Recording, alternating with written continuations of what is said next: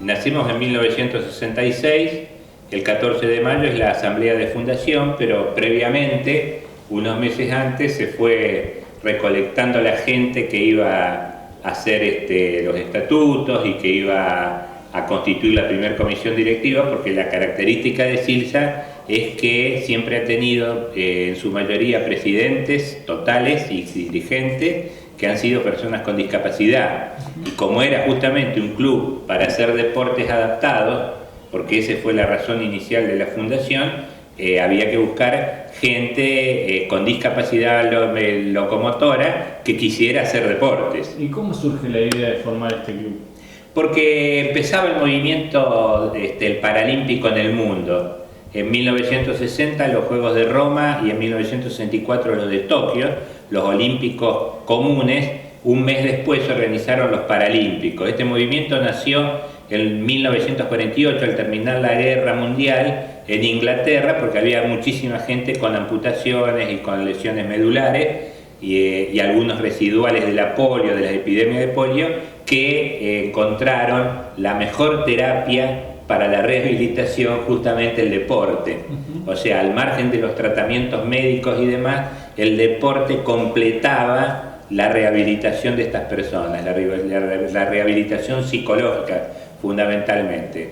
A partir de ese movimiento llega a la Argentina para esa época, para los años principios de los 60, y se empiezan a desarrollar en distintos puntos del país. Uno de ellos es en Santa Fe y se funda Silsa justamente con esa finalidad. El deporte ha sido maravilloso para el tema de la discapacidad, porque nosotros siempre comentábamos que era mucho más llegar a la gente, con mostrar un deportista, digamos, una persona que uno por ahí, por su discapacidad, puede llegar a menoscabarla, después al verla en la cancha se asombraba por la destreza que se adquiere para hacer los deportes. Entonces, siempre decíamos que a nivel de difusión era mucho más fácil hablar de la rehabilitación de una persona con discapacidad que hace deporte, que trabaja, que forma una familia, que un médico o un kinesiólogo hablando del aspecto técnico de la rehabilitación, porque realmente lo otro era el fruto, es decir, ver la persona integrada con una vida plena.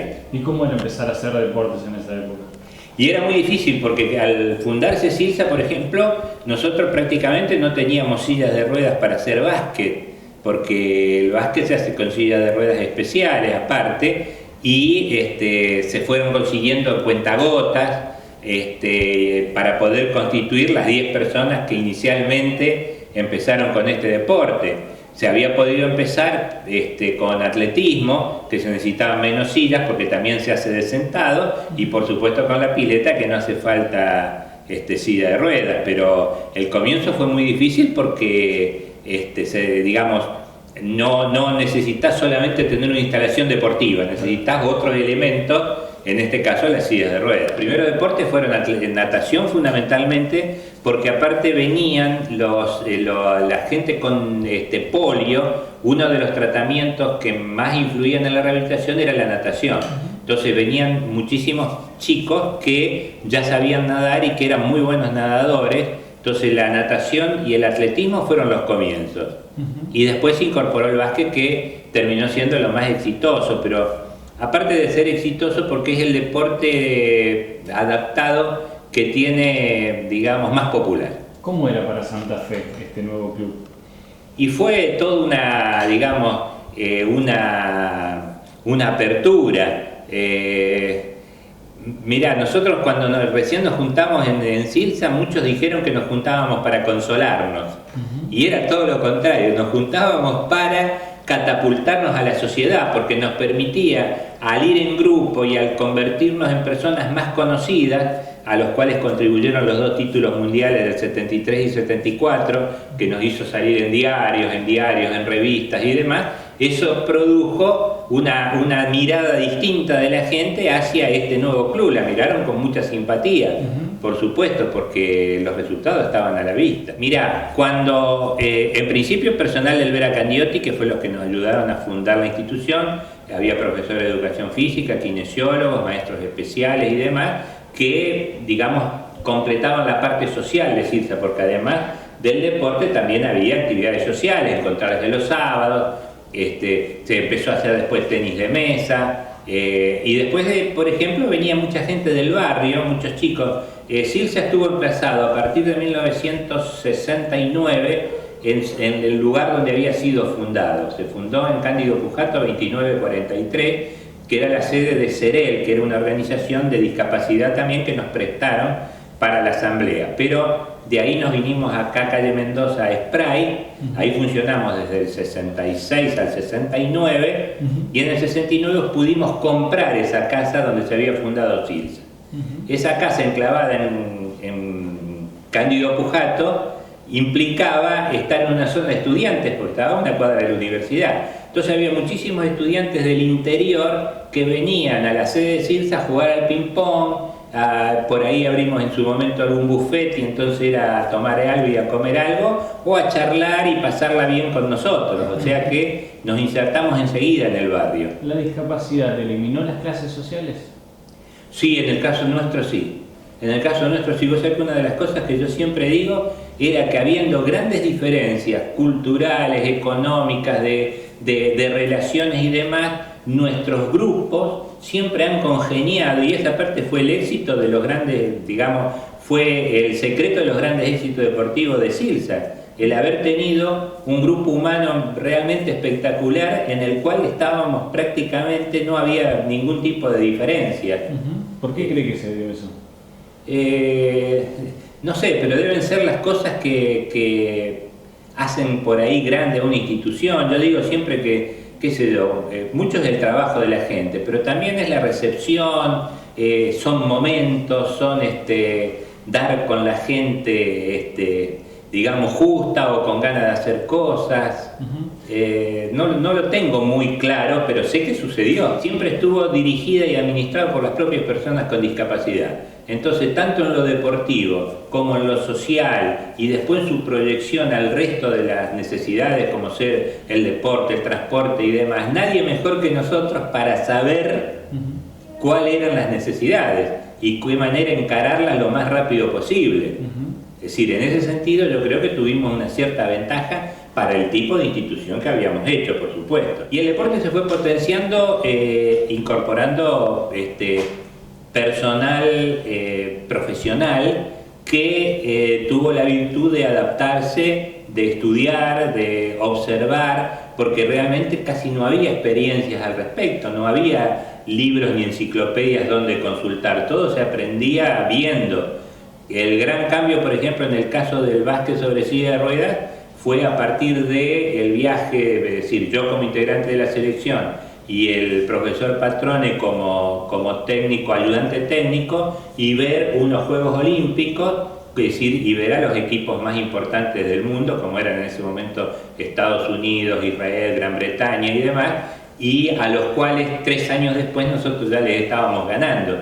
Pero fue una apertura, una manera de ver cómo se trabajaba en otros lugares, ¿no? Claro, es que justamente tiene una influencia espectacular. Hay un dicho que dice que la persona con discapacidad, por el solo hecho de hacer deporte, ya es menos discapacitado.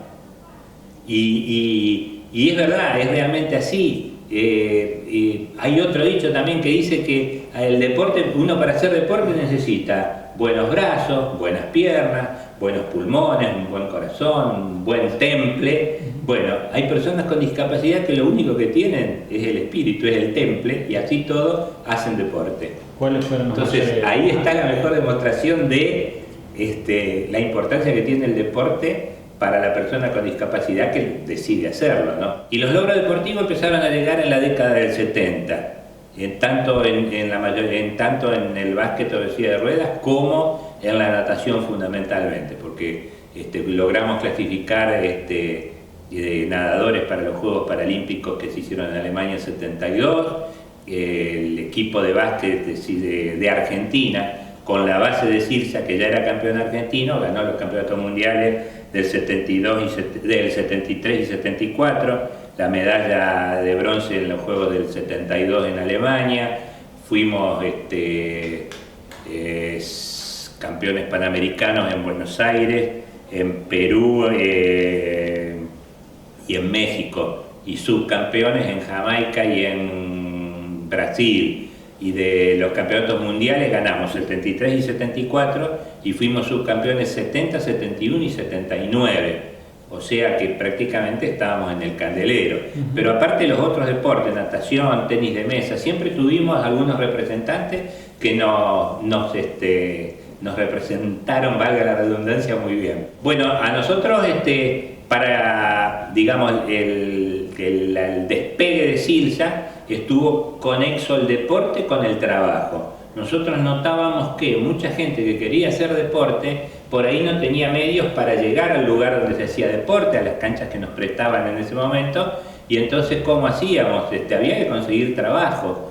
Y una de las ideas fue pedirle a la municipalidad las playas de estacionamiento que estaban en ese momento en el Parque Alberdi y a la provincia ahí en Cortada Falucci 25 de Mayo. Eso permitió incorporar 12 personas con discapacidad a trabajar, lo cual se hizo aparte con toda la de la ley para demostrar que se podía hacer y que era rentable, es decir, cada uno hacía sus aportes a las cajas de jubilaciones, a los sindicatos, a las obras sociales y demás, y el excedente implicó tener recursos para Silsa para mejorar las sillas de ruedas, viajar a los distintos torneos y demás.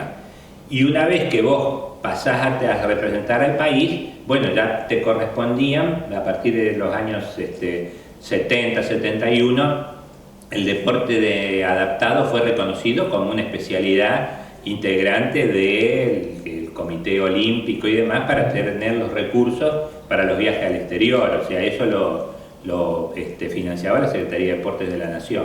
Bueno, a partir de los años 80, es decir, fue más que nada una especie de continuidad y también hubieron una cantidad de participaciones internacionales, porque esto es, después se va haciendo, digamos, una rutina. Es decir, si bien Silsa por ahí apuntó a otros temas como, la entrega de elementos ortopédicos, el programa de concientización, las becas universitarias y demás, el deporte siempre fue el leitmotiv de la institución. Y como tal, si uno hace hoy por hoy un raconto, capaz que, no sé, pero arriba de 500 personas con discapacidad pasaron por Silsa y unos 200, 150, 200 están actualmente haciendo deporte. O sea, entre la natación, entre el atletismo, el fútbol para amputados, el quad rugby, los equipos de básquet, hay uno en Santa Fe y uno en Buenos Aires, la tercera división, las escuelitas que están en distintos lugares de la ciudad o de la provincia, en este caso también en la zona de Buenos Aires.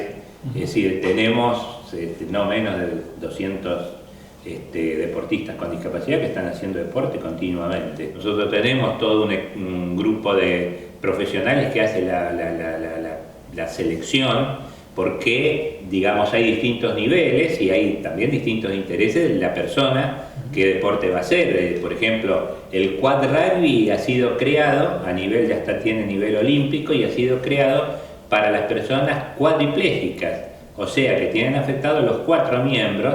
¿Por qué? Porque el cuadripléjico no llega al aro para tirar al básquet, y entonces se creó esta especie de rugby que se juega también en silla de ruedas, pero es indispensable ser cuadripléjico, porque el deporte está adaptado para ello.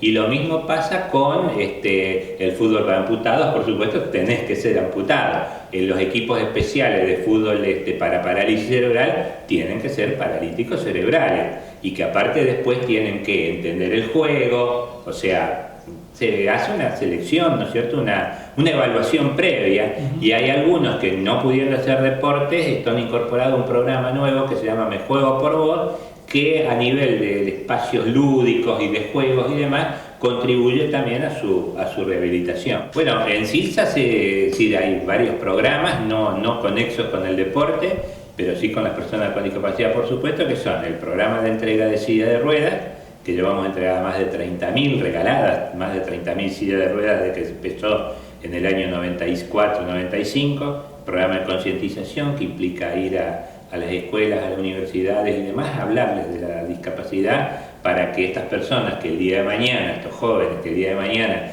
van a ser empresarios, gobernantes y demás, tengan incorporada la discapacidad como una parte integrante de la sociedad para que los tengan en cuenta. Hay un programa nacional de becas y oportunidades que ya tenemos 200 becarios en todo el país, personas con discapacidad que hacen estudios universitarios. Y CIRSA les da una beca mensual, una muy buena beca mensual, para que puedan terminar y tener las herramientas, que es un título universitario, para el día de mañana conseguir trabajo. Hay cursos de informática que son totalmente gratuitas, que se hacen con Microsoft y con la OEA. Me está quedando el programa de deportes, por supuesto, y un programa que se llama Un Niño y un Abuelo, que no, ahora se llama Un Niño y un Futuro, porque pensaba incorporar abuelos y eso no se dio en la medida que esperábamos. Se llama Un Niño y un Futuro, y esto nació con una nueva especie de discapacitados que no son discapacitados orgánicos o físicos, sino que son discapacitados sociales. Tenemos 33 centros, que eso se creó a partir de la crisis del 2001, 36 centros en todo el país, donde a contra horario de la escuela, chicos de esos barrios donde están emplazados reciben apoyo escolar, la merienda o el desayuno, algunas actividades físicas. Nosotros, si miramos 30 o 40 años atrás, lo que se ha progresado es muchísimo. También lo que falta es muchísimo. Muchas veces nos dicen el problema de las rampas, de las veredas, de los accesos y demás. Y eso sigue existiendo, todavía hay muchísimo de eso. Hay muchas también barreras ideológicas, o sea, el gran problema de las personas con discapacidad es conseguir trabajo, y conseguir trabajo implica tener una mirada distinta desde aquel que va a dar el trabajo, y eso todavía existe una cierta falta de predisposición para tenerlos en cuenta a la hora de trabajar. Pero ha habido una apertura espectacular desde el trabajo de las organizaciones, CIRSA y muchas otras que trabajan en discapacidad, y una mirada muy distinta de la sociedad. La sociedad ha hecho una apertura. En los años 70 nosotros tratamos de hacer acá en la ciudad de Santa Fe, junto con el Ministerio de Bienestar Social y el grupo de asistentes sociales que nos ayudó, un censo de personas con discapacidad, y en muchas casas que golpeábamos nos decían que no había ningún discapacitado porque lo tenían escondido. Y hoy eso ha cambiado totalmente, y uno los ve por la calle, los ve haciendo bowling y en los talleres de protegidos y en los centros de día y participando de actividades públicas, o sea que en ese sentido se ha progresado muchísimo. Y una anécdota que pinte CIRSA, mira, por ejemplo, te cuento cuando recién fundamos CIRSA, y un personaje conocido acá que es el Peiso. El Peiso tenía un programa por LT10 a la siesta los sábados que pasaba música y que era muy escuchado. Y él nos llevó varias veces a hablar de CIRSA y demás.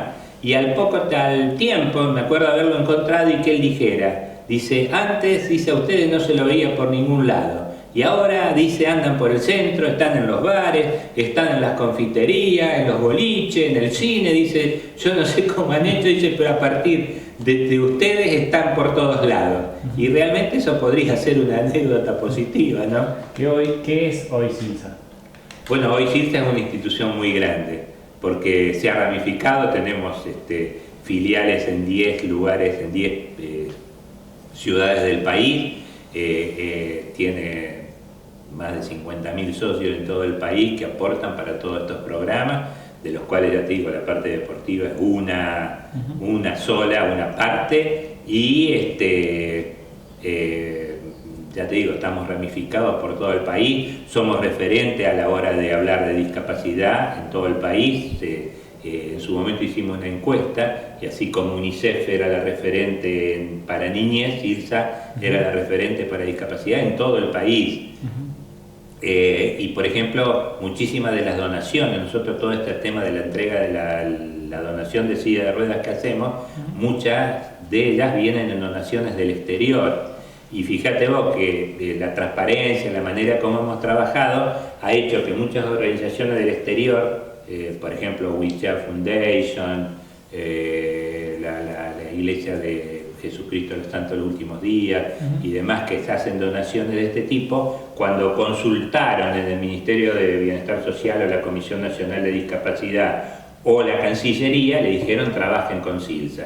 Y nosotros somos los que recibimos esas donaciones para distribuirlas. Y en este momento estamos llegando a la parte más alejada del país, porque el año pasado estuvimos en Jujuy, Salta, Formosa, Chaco, y ahora estamos en el sur, en Río Negro, Neuquén. O sea, no solamente en donde Silsa tiene presencia, sino que estamos llegando, hay una campaña que dice más lejos para llegar a más. Y estamos llevando todas esas sillas que nos regalan, más las que nosotros compramos, porque nos regalan sillas estándar, pero las personas con parálisis cerebral necesitan sillas especiales que están más adaptadas a cada uno de ellos. Por ahí necesitan sujeciones especiales, sostenes para la cabeza, para los hombros, y esas sillas nosotros las compramos para completar la necesidad de la gente. Bueno, la sede de Silsa fundamentalmente es el complejo, digamos, es lo que podemos mostrarle a la ciudad, porque Silsa pasó desde su fundación hasta 1984, que empezaron 84 se escrituró, 85 se empezaron las obras, paseando por toda la ciudad, logrando que clubes e instituciones nos prestaran sus instalaciones para hacer los deportes. Nunca tuvimos nada, y el poder haber desarrollado tan buen complejo, que está adaptado, que nosotros consideramos que está muy lindo y demás, hace que eso sea lo mejor que podamos demostrar, ¿no? ¿Cuál fue el momento difícil que pasó Silsa? Y el momento difícil fue, ya te digo, todo ese tiempo en que no teníamos, que curiosamente fueron los de mayores éxitos deportivos, porque, es decir, posiblemente la adversidad hacía que uno redoblara los esfuerzos, ¿no? Porque nosotros a veces decimos, hemos practicado en lugares en pleno invierno, ni hablar de techo, practicábamos acá en la escuela López y Plana, en la canchita esa descubierta, con un aro medio caído, acá en Tucumán y Avenida Freire, practicamos en el Club Escalante antes que tenga techo, practicábamos en Azopardo, que ese sí tenía techo, pero del lado del río no había nada y entraba un frío, y ahí estábamos practicando. Muy pocas veces pudimos conseguir algún espacio cerrado para las prácticas. Y en atletismo empezamos en un lugar que se llamaba Villa Colombo, que pertenecía a la sociedad italiana, y que estaba ahí en General López, entre Zavala y Avenida Freire. Ahí hacíamos atletismo en un terreno grande, no era mucho más que eso. Natación nos prestaban Unión, el Ateneo, o sea, Gimnasia de Esgrima del 4 de enero.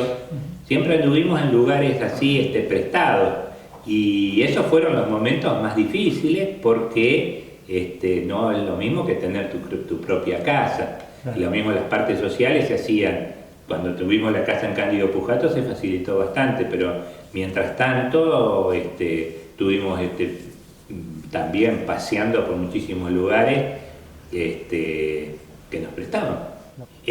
Buscar otros programas, eso es fundamental, que estamos viendo en qué puede terminar. Y lo otro, digamos, como para pasar el tiempo, mejorar lo que estamos haciendo.